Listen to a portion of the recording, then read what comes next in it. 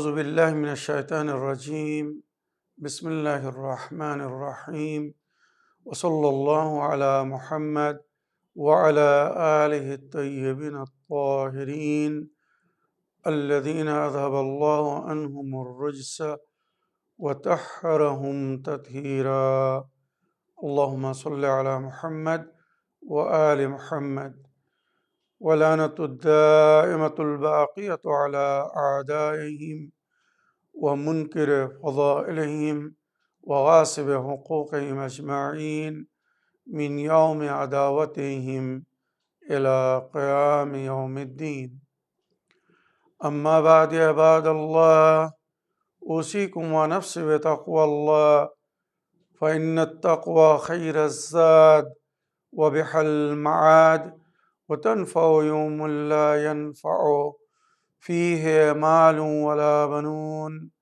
إلا من أتى الله بقلب سليم وصلى الله على محمد وعلى آله الطيبين الطاهرين اللهم صل على محمد وآل محمد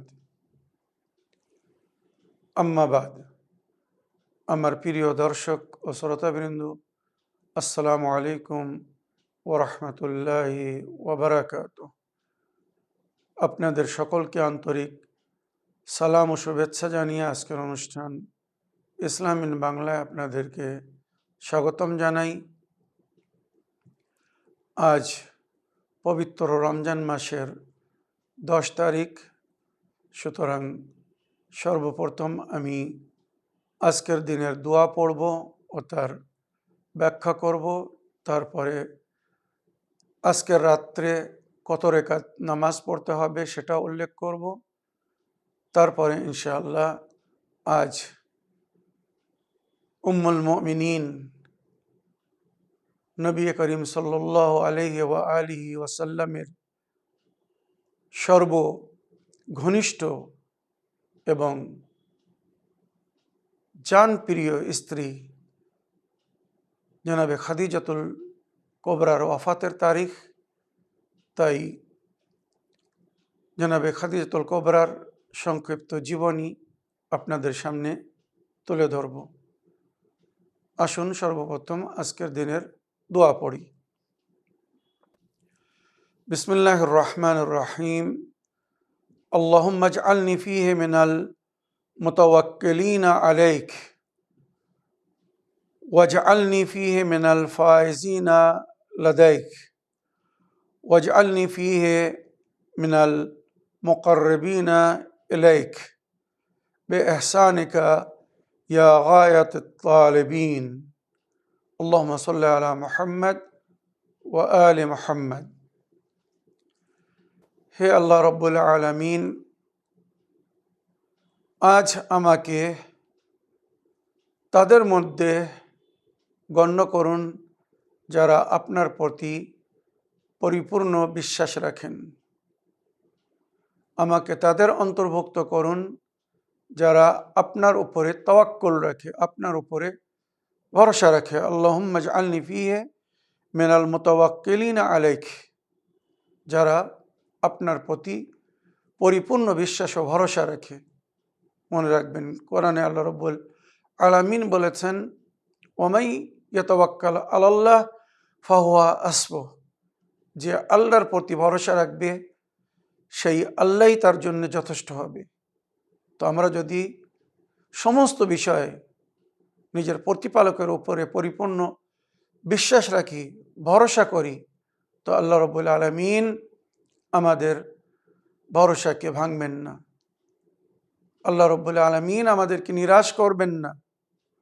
কিন্তু দুঃখের বিষয়ে আমরা যার উপরে পরিপূর্ণ ভরসা রাখার দরকার, যার প্রতি পরিপূর্ণ বিশ্বাস করার দরকার, তার আগে তার বান্দাদের কাছে যাই আমরা, বা বান্দাদের প্রতি বেশি আশা ও বিশ্বাস রাখি, বেশি ভরসা রাখি। হয়তো আল্লাহর প্রতি আমরা তেমন বিশ্বাস বা ভরসা রাখি না যেটা রাখার দরকার। যদি আমরা সেই বিশ্বাস বা ভরসা রাখতাম, কখনো আল্লাহর দরবার ছেড়ে তার বান্দাদের দরবারে যেতাম না।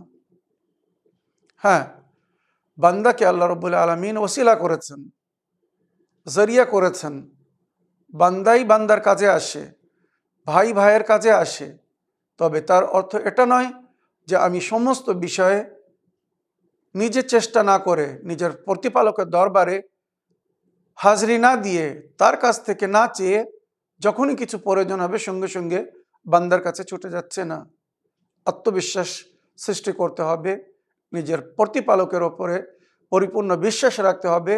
এই বিশ্বাস রাখতে হবে যে আল্লাহ রব্বুল আলামিন তার অন্য বান্দাদেরকে দিচ্ছে, সে রব্বুল আলামিন আমাদেরকেও দিতে সক্ষম বা আমাকেও দিতে সক্ষম। যে অন্যকে দিচ্ছে সে আমাকেও দিতে পারে। তবে সেই বিশ্বাস, সেই আন্তরিকতা রাখতে হবে, যার ফলে বা যার কারণে আল্লাহ রব্বুল আলামিন আমারও আপনার উপরে বা আমাদের উপরে দয়া করবেন। আল্লাহুম্মা ইজআলনি ফিহি মিনাল মুতাওয়াক্কিলিনা আলাইক ওয়াজআলনি ফিহি মিনাল ফাইজিনা লাদাইক। আল্লাহ রাব্বুল আলামিন আমাকে আজকের দিনে আপনার নিকটে সাফল্যগামীদের মধ্যে করার দিন। আমি যেন তাদের মধ্যে হই বা তাদের অন্তর্ভুক্ত হই যারা আজ আপনার নিকটে সফলগামী। ওমাই ইয়াতাওয়াক্কাল আলাল্লাহ ফাহুয়া হাসবুহ। যে আল্লাহর প্রতি পরিপূর্ণ বিশ্বাস রাখে সেই আল্লাহই তার জন্যে যথেষ্ট। তবে আল্লাহর প্রতি বিশ্বাস স্থাপন করতে গেলে আমাদেরকে আল্লাহর হুকুম মেনে চলতে হবে, আল্লাহর হুকুমের সম্মান করতে হবে, আল্লাহর ভয় করে চলতে হবে। ওমাই ইয়াত্তাকিল্লাহ ইয়াজআল লাহু মাখরাজান। যে আল্লাহর ভয় করে চলে, আল্লাহ রাব্বুল আলামিন তার জন্য রাস্তা তৈরি করে দেয়। ওমাই ইয়াত্তাকিল্লাহ ইয়াজআল লাহু মাখরাজান ওয়া ইয়ারযুকহু মিন হাইসু লা ইয়াহতাসিব ওয়া ইয়ারযুকহু মিন হাইসু লা ইয়াহতাসিব। আর তাকে এমন জায়গা থেকে রুজি দান করে যেটা তার ধারণায় থাকে না, যেটা সে ভাবতেও পারে না।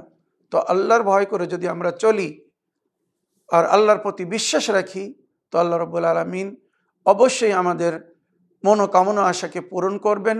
আর আমাদের যদি মনোকামনা আশা পুরো হয়ে যায়, তো আমরা ইহকালেও সফলতা অর্জন করেছি বা পরকালেও ইনশাআল্লাহ সফলতা অর্জন করতে পারবো বা সফলগামীদের অন্তর্ভুক্ত হব।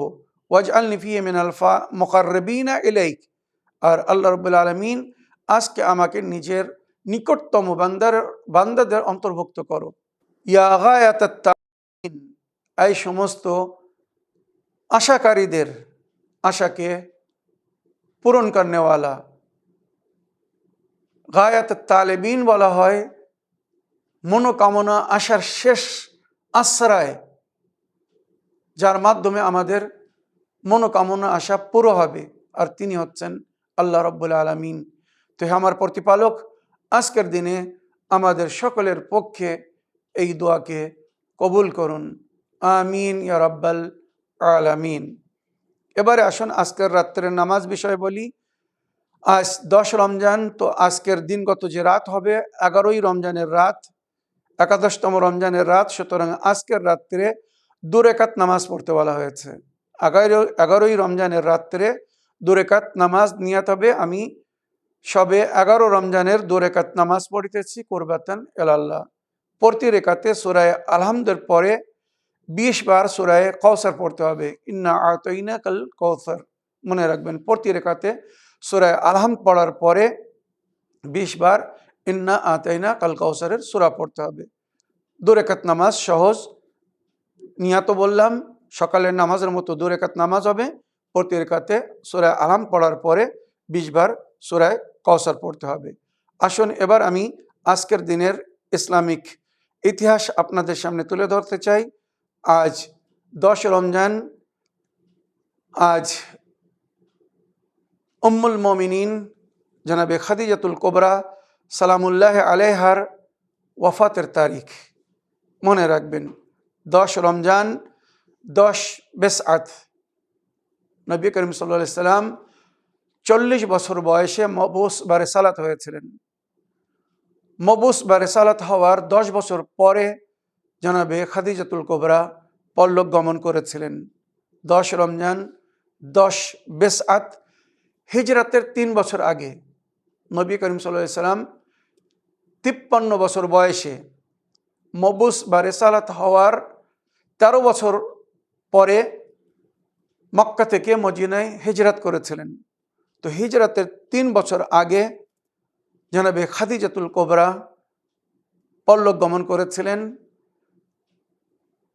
জনাবে আবু তালিবের পরলোক গমনের জাস্ট 44 নইলে 45 দিন পরে জনাবে খাদিজাতুল কুবরা জনাবে আবু তালিবকে, নবী করিম সাল্লাল্লাহু আলাইহি সাল্লামের চাচা আবু তালিবকে অতিরিক্ত ভক্তি করতেন, অতিরিক্ত সম্মান করতেন, খুব যত্ন করতেন। আর জনাবে আবু তালিব ওইরূপ নবীর স্ত্রীকে জনাবে খাদিজাতুল কুবরাকে উনি বিয়ে পড়িয়ে বউ করে বাড়ি নিয়ে এসেছিলেন বলে উনিও নিজের বৌমাকে খুব যত্ন করতেন, খুব আদর করতেন, খুব স্নেহ করতেন। তাই জনাবে আবু তালিব পরলোক গমনের জাস্ট 1.5 মাস পরে জনাবে খাদিজাতুল কুবরা এই দুনিয়া থেকে পরলোক গমন করেছিলেন। আর উভয় ব্যক্তির ওয়াফাতের কারণে নবী করিম সাল্লাল্লাহু আলাইহি ওয়াসাল্লাম এত দুঃখিত হয়েছিলেন, এত গমগীন হয়েছিলেন, এত শোকার্ত হয়েছিলেন যে ওই বছরকে আমুল হুজন ঘোষণা করেছিলেন। আমুল হুজন মানে কি? দুঃখের সাল, দুঃখের বছর। সারা বছর নবী দুঃখ প্রকাশ করেছিলেন, সারা বছর নবী দুঃখিত ছিলেন। কোনো খুশির আসরে বা অনুষ্ঠানে অংশগ্রহণ করেননি। চিন্তা করুন কত ভালোবাসতেন প্রিয় নবী করিম সাল্লাল্লাহু আলাইহি সাল্লাম নিজের চাচা আবু তালিবকে এবং নিজের এই স্ত্রী জনাবে খাদিজাতুল কুবরাকে।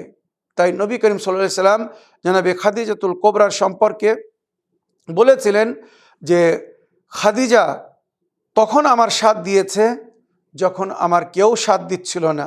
নবী করিম সাল্লাল্লাহু আলাইহি সাল্লামের বাণী বা ওনার হাদিস বিখ্যাত, বহু বইয়ের মধ্যে এই হাদিস বা এই কথা লেখা হয়েছে। নবী করিম সাল্লাল্লাহু আলাইহি সাল্লাম যেখানে জনাবে খাদিজাতুল কুবরা সম্পর্কে বলেছিলেন বা বলেছেন, মা আবদালানিল্লাহু খাইরান মিনহা, আল্লাহ আমাকে জনাবে খাদিজার চেয়ে তো সুন্দর স্ত্রী দেননি। ওনার স্ত্রীদের মধ্যে সর্বোত্তম, সর্বশ্রেষ্ঠ, সর্বসুন্দর স্ত্রী ছিলেন জনাবে খাদিজাতুল কুবরা। কিন্তু দুঃখের বিষয় উম্মতে মুসলিমার মারেফাতহীন ব্যক্তিরা জনাবে খাদিজার জায়গায় অন্য কাউকে বসিয়ে দিয়েছে, অন্য কার প্রশংসা করছে, আর তাকেই নবীর চাহিতি স্ত্রীর রূপে প্রশংসা করছে। যারা নবীকে পায়ে পায়ে আঘাত করেছিল, যারা নবীকে প্রতি মুহূর্তে কষ্ট দিয়েছিল, তাদেরকে প্রিয় করে দেওয়া হয়েছে।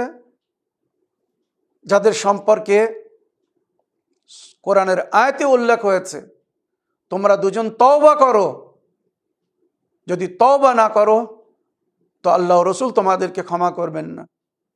কারা ছিলেন সেই দুটো স্ত্রী? তাফসীর পড়ুন, ইতিহাস জানুন। তো নবী করিম সাল্লাল্লাহু আলাইহি সাল্লামের সর্বপ্রিয় স্ত্রী ছিলেন জনাবে খাদিজাতুল কুবরা, যার সম্পর্কে নবী নিজে বলছেন। আর এই সমস্ত হাদিস মুসলমানদের হাদিসের মধ্যে উল্লেখ হয়েছে। মা আবদালানি আল্লাহু খাইরান মিনহা, আল্লাহ রাব্বুল আলামিন আমাকে খাদিজার চেয়ে তো সুন্দর স্ত্রী দেননি। সাদ্দাকাতনি ইযা কাযাবানি আন-নাস, খাদিজা সেই সময় আমাকে সত্য প্রমাণ করেছে বা আমার সততার সাক্ষী দিয়েছে, আমাকে সত্য বলে মেনেছে যে সময় সবাই আমাকে মিথ্যা বলছিল। নবী যখন নবুয়তের ঘোষণা করেছিলেন, তো আপনারা জানেন মক্কার কাফের ও মুশরিকরা নবীকে মিথ্যাবাদী বলছিল।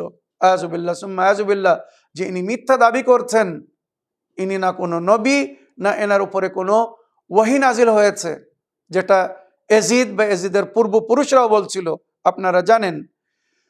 তো নবী বলছেন সাদ্দাকাতনি ইয কাযাবানি আল নাস, খাদিজা সেই সময় আমার সাদাকাত, আমার সততার সাক্ষী দিয়েছে বা আমার সত্যকে মেনে নিয়েছিল যে সময় অন্যরা আমাকে মিথ্যা বলছিল। ওয়া ওয়াসাতনি বেমালিহা ইযা ইয হাররামানি আন নাস, আর সেই সময় নিজের অর্থ দিয়ে, ধন দৌলত দিয়ে আমার সহযোগিতা করেছে, যে সময় লোকেরা আমাকে বাইকাট করেছিল, আমার উপরে প্রতিবন্ধ লাগিয়েছিল, কোনো প্রকারের সহযোগিতা কেউ করছিল না, সেই সময় আমাকে খাদিজা নিজের সমস্ত অর্থ দিয়ে, ধন দৌলত দিয়ে আমাকে সমর্থন করেছিল, সাপোর্ট করেছিল। মনে রাখবেন, আজ যে ইসলামকে আমরা মেনে চলছি, যে ইসলামকে আমরা গ্রহণ করে মুসলমান হয়ে গর্ব করছি, জনাবে খাদিজাতুল কুবরার দৌলত আর জনাবে আবু তালিব আলাইহিসসালামের যদি ব্যাক সাপোর্ট না থাকতো, মনে রাখবেন কোনো মিশনকে সাকসেস করতে গেলে তিনটি শক্তির প্রয়োজন হয়: শিক্ষার শক্তি, ডিফেন্স পাওয়ার বা প্রতিরোধ মোকাবেলার শক্তি, আর আর্থিক শক্তি। এই তিনটে শক্তির প্রয়োজন হয়। তো শিক্ষার শক্তি ছিল নবীর কাছে। নবী করিম সাল্লাল্লাহু আলাইহি ওয়াসাল্লাম নিজের উদ্দেশ্যে ইসলামের প্রচারে সাকসেস হয়েছিলেন, পরিপূর্ণভাবে সফলতা অর্জন করেছিলেন। মনে রাখবেন, তার পিছনে এই তিনটি শক্তি ছিল: শিক্ষার শক্তি, জ্ঞানের শক্তি, ইলমের শক্তি ছিল নবীর কাছে, আর ডিফেন্স পাওয়ার ওনাকে প্রদান করেছিলেন জনাবে আবু তালিব আলাইহিসসালাম। ব্যাক সাপোর্ট ছিল জনাবে আবু তালিব আলাইহিসসালামের। জনাবে আবু তালিবের বাসা থেকে নবী নিজের দ্বীনের প্রচারের কাজ শুরু করেছিলেন। আর আর্থিক সংকটের সময় যে নারীর অর্থ, যে মহিলার ধন দৌলত ইসলামকে পালন করেছে, মুসলমানদেরকে পুষেছিল, সেই সময় জনাবে খাদিজাতুল কুবরার ধন দৌলত, জনাবে খাদিজাতুল কুবরার অর্থ যদি উনি ব্যয় না করতেন, তো যারা মুসলমান হচ্ছিল তাদের কাবিলা, তাদের গোত্র, তাদের বংশধারীরা তাদেরকে বাইকাট করছিল। তারা যদি ইসলামের মধ্যে থাকে তো ক্ষুধায় পিপাসায় মরে যাবে, আর যদি নিজের গোত্র বা কাবিলার দিকে যদি ফিরে যায় তো তারা মেরে ফেলবে। এরা কোথায় যাবে? আসহাবে সুফফার ঘটনা পড়ুন। সুতরাং এই সমস্ত অসহায় ব্যক্তিদেরকে যিনি সাহারা দিয়েছিলেন, তিনি ছিলেন জনাবে খাদিজাতুল কুবরা। নবীকে বলেছিলেন, আয় আল্লাহর নবী, আয় আল্লাহর রসুল, আপনি আপনার দ্বীন প্রচার করুন। যত লোক এই দ্বীনকে গ্রহণ করবে, তাদের যদি আর্থিক সংকট হয়, অসুবিধা হয়, তাদের সমাজ, তাদের গোত্র, তাদের কাবিলা, তাদের বংশধারীরা যদি তাদেরকে বাইকাট করে, আমি খরচ বহন করব, আমি তাদেরকে পোষণ করব, আমি তাদের সমস্ত খরচা বহন করব। সুতরাং জানাবে খাদিজাতুল কুবরার দৌলত বা অর্থের মাধ্যমে এই ইসলাম এস্টাবলিশ হয়েছিল। এই ইসলাম নিজের পায়ে দাঁড়িয়েছিল জানাবে খাদিজাতুল কুবরার অর্থের কারণে, আর জানাবে আবু তালিবের ব্যাক সাপোর্টের কারণে, আবু তালিব আলাইহিস সালামের ডিফেন্স পাওয়ারের শক্তিতে। মনে রাখবেন, তো নবী করিম সাল্লাল্লাহু আলাইহি ওয়াসাল্লাম বলছেন, খাদিজা সেই সময় নিজের মাল দিয়ে আমার সহযোগিতা করেছে, মদত করেছে, যে সময় অন্যরা আমাকে বাইকাট করছিল, আর্থিক সংকটের মধ্যে ফেলে দিয়েছিল, কেউ কোনো প্রকারের আমার সাহায্য করছিল না। ওয়ারাযাকানি আল্লাহ উলদা মিনহা ওয়ালাম ইয়ারযুকনি মিন গায়রিহা। আল্লাহ রাব্বুল আলামিন জানাবে খাদিজার মাধ্যমে আমাকে আওলাদ দান করেছেন। জানাবে খাদিজার মাধ্যমে আমার বংশ চলেছে, যেটা আমার অন্য স্ত্রীর মাধ্যমে চলেনি। আপনারা জানেন, জানাবে খাদিজাতুল কুবরা ছাড়া নবী করিম সাল্লাল্লাহু আলাইহি ওয়াসাল্লামের এত স্ত্রীর মধ্যে শুধু মারিয়া কাবাতিয়া ছিলেন, মারিয়া বিনতে শামুন, মারিয়া কাবাতিয়া, ওনার থেকে একটা ছেলে জন্ম নিয়েছিল ইব্রাহিম, যিনি বাল্যকালে মারা গিয়েছিলেন। বাকি নবী করিম সাল্লাল্লাহু আলাইহি ওয়াসাল্লামের যে দুটি ছেলে পুত্র সন্তান হয়ে মারা গিয়েছিল, জানাবে কাসিম এবং জানাবে আবদুল্লাহ, যার ডাক নাম তাহির ছিল বা তৈয়ব বলেও ডাকা হতো। তো কাসিম এবং তৈয়ব তাহির, আবদুল্লাহর মা জননী ছিলেন জানাবে খাদিজাতুল কুবরা, আর একমাত্র কন্যা যার মাধ্যমে নবীর বংশ চলেছে, যেটা নবী নিজে বলেছেন, সমস্ত নবীর বংশ চলেছে তার পুত্র সন্তানের মাধ্যমে, আর আমার বংশ চলেছে বা চলবে আমার নারী সন্তানের মাধ্যমে, অর্থাৎ আমার কন্যা ফাতেমার মাধ্যমে। মনে রাখবেন।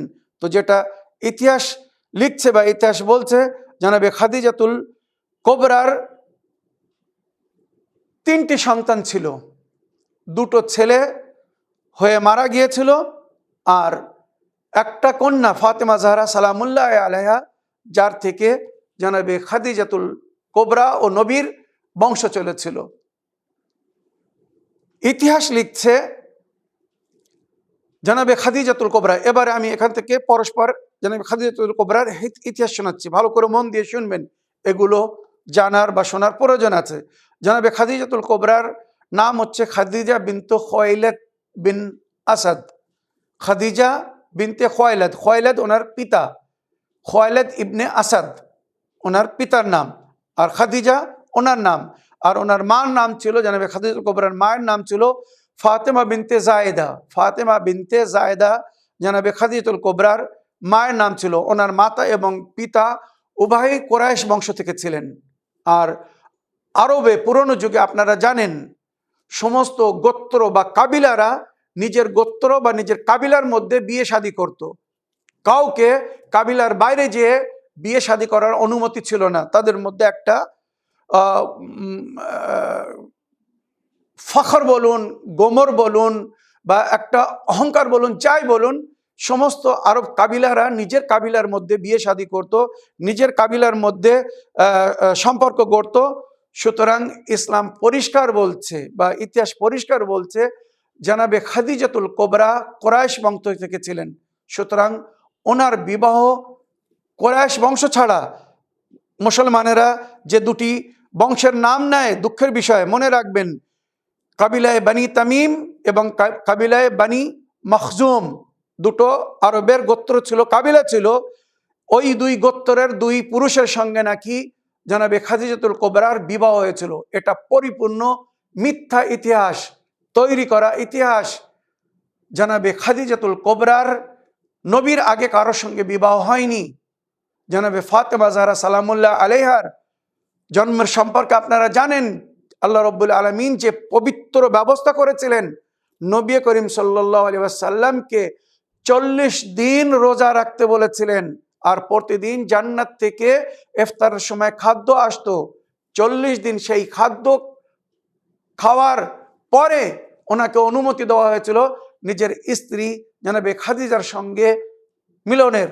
সুতরাং জানাবে খাদিজাও 40 দিন ঘরের বাইরে যাননি, উনিও রোজায় থাকতেন এবং নবী করিম সাল্লাল্লাহু আলাইহি সাল্লামও রোজায় থাকতেন। তো জানাবে খাদিজাতুল কোবরার গর্বে জানাবে ফাতেমা জাহরা সালামুল্লাহ আলাইহার নূরকে প্রদান করার জন্যে আল্লাহ রাব্বুল আলামিন এত সুন্দর পবিত্রতার ব্যবস্থা করেছিলেন। সেই খাদিজার গর্ভ কি কোনো কাফেরের স্পর্শ হতে পারে? একবার ভেবে দেখুন, বিবেকের কাছে জিজ্ঞাসা করুন। মুসলমানেরা নিজের ইতিহাসে লিখেছে, আগে 2 কাফেরের সঙ্গে জানাবে খাদিজাতুল কোবরার বিবাহ হয়েছিল। 2 কাফেরের তালাক দেওয়া বা বিধবা নারীকে নবী নাকি বিয়ে করেছিলেন। আজ মুসলমানদের কাছে আমি জিজ্ঞাসা করছি, তোমরা নিজের যুবক ছেলের বিয়ে কোনো বিধবার সঙ্গে করতে চাও? কোনো তালাকশুদা কন্যার সঙ্গে করতে চাও?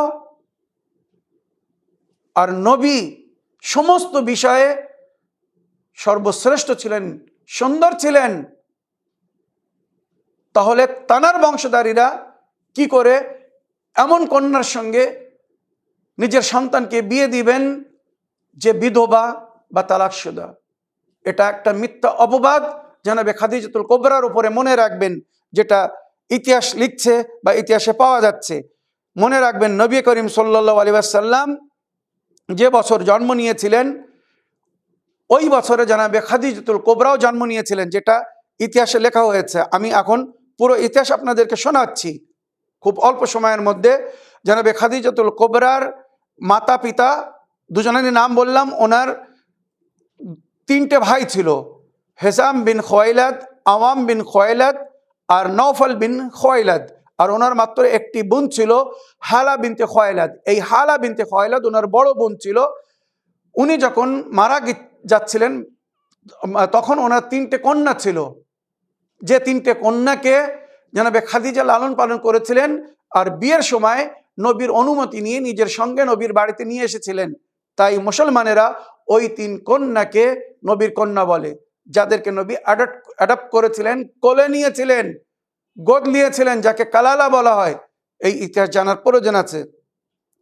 নবী করিম সাল্লাল্লাহু আলাইহি সাল্লামের এই স্ত্রী খাদিজাতুল কুবরা উনি বিখ্যাত হয়েছিলেন। তার মেন কারণ ছিল সর্বপ্রথম নারীদের মধ্যে উনি ইসলাম গ্রহণ করেছিলেন, আর পয়গম্বরের সততার সাক্ষী দিয়েছিলেন। আর হযরত আলী আলাইহিস সালাম এবং জনাবে খাদিজাতুল কুবরা, পুরুষদের মধ্যে হযরত আলী আলাইহিস সালাম সর্বপ্রথম ঈমান এনেছিলেন, আর খাদিজাতুল কুবরা নারীদের মধ্যে। আর ইসলামের যে প্রথম জামাতের নামাজ হয়েছিল নবীর পিছনে, ওই নামাজে এই 3 জন ছিলেন, নবী করিম সাল্লাল্লাহু আলাইহি সাল্লাম এবং ওনার পিছনে মাওলা আলী, আর ওনার পিছনে জনাবে খাদিজাতুল কুবরা।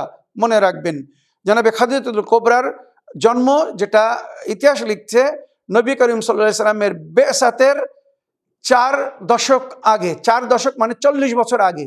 তো নবী 40 বছর বয়সে মবুস বা রিসালাত হয়েছিলেন। তার 40 বছর মবুস বা রিসালাতের 40 বছর আগে যদি জনাবে খাদিজা জন্ম হয়ে থাকে, তার মানে জনাবে খাদিজাও ওই বছরে জন্ম নিয়েছিলেন যে বছরে নবী করিম সাল্লাল্লাহু আলাইহি সাল্লাম জন্ম নিয়েছিলেন। সান 1 আমল ফিল, মনে রাখবেন।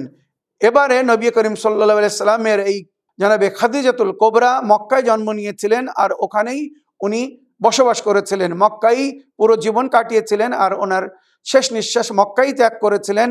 ওনার ঘর ছিল মক্কায়, যেটা ইসলামের প্রথম ঘর বলা হয়, যেটা ইসলামের প্রথম ঘর বলা হয়, মক্কায় ওনার ঘর ছিল, যে ঘরে যুগের ইমামে মেহেদী আলাইহিস সালাম নিজের বিশেষ চাহনাওয়ালাদের সঙ্গে সাক্ষাৎ করতেন। দুঃখের বিষয়, সৌদি আরবের নাসিবি আহলে বায়তের শত্রুদের হুকুমত, রাজিত্ব যেখানে চলছে বা যখন শুরু হয়েছিল, তারা জনাবে খাদিজাতুল কুবরার সেই ঘর, ইসলামের সেই প্রথম ঘরকে ভেঙে দিয়েছে, তারা মিসমার করে দিয়েছে। জনাবে খাদিজাতুল কুবরা আজকের দিনে 10 রমজান, 10 বেসাত, নবী করিম সাল্লাল্লাহু আলাইহি সাল্লামের হিজরতের 3 বছর আগে মক্কায় পরলোক গমন করেছিলেন।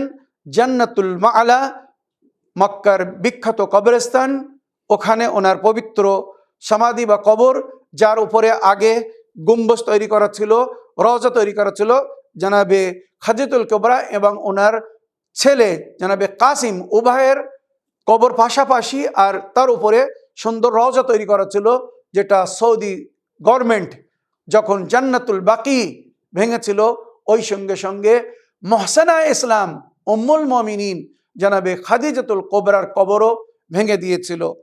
হাজুনের কবরস্থানে জনাবে আবু তালিবের কবর, ওটাও ভেঙে দিয়েছিল, এবং জান্নাতুল মাআলায় জনাবে খাদিজাতুল কুবরার কবর, ওটাও ভেঙে দিয়েছিল। জনাবে খাদিজাতুল কুবরা, মনে রাখবেন, নিজের তন মন ধন মানে সব কিছু ইসলামের রক্ষার জন্যে বা ইসলামের স্থাপনের জন্যে নবীর ওপরে কুরবান করে দিয়েছিলেন। নিজের সব কিছু নবীকে দিয়ে দিয়েছিলেন। সুতরাং জনাবে খাদিজাতুল কুবরার সম্মানিত স্থান ওনার অন্য কোনো স্ত্রী নিতে পারেননি। জনাবে খাদিজাতুল কুবরাকে এত ভালোবাসতেন, এত পছন্দ করতেন। তাই যখন জনাবে খাদিজাতুল কুবরা এই দুনিয়া থেকে যাচ্ছিলেন, নবী বড় দুঃখিত ছিলেন। জনাবে ফাতেমা জাহরা যখন এসে জিজ্ঞাসা করলেন, বাবা জান, আমার মা কোথায়? জনাবে খাদিজাতুল কুবরা ওয়াফাত পেয়েছেন। নবী নিজের কন্যাকে বলতে পারছেন না, কি করে কন্যাকে, মেয়েকে সান্ত্বনা দেবেন, কি করে তাকে বলবেন যে তোমার মা খাদিজাতুল কুবরা আর এই দুনিয়ায় নেই, উনি পরলোক গমন করেছেন। নবী করিম সাল্লাল্লাহু আলাইহি সাল্লাম নিজের কন্যাকে নিজের বুকের উপরে নিয়ে বললেন, আমার মা ফাতেমা, আজ থেকে তুমি আমার খেয়াল রেখো। আমার যে খেয়াল রাখতো সেই খাদিজা আর এই দুনিয়ায় নেই, তোমার মা এই দুনিয়া থেকে পরলোক গমন করেছেন। ও আমার সোনার ফাতেমা, তুমি এতিমা হয়ে গেছো, তুমি তোমার মাতাকে হারিয়েছো। ইন্না লিল্লাহ ওয়া ইন্না ইলাইহি রাজিউন, রাদান বিকাদাইহি ওয়া তাসলিমান লিআমরিহি।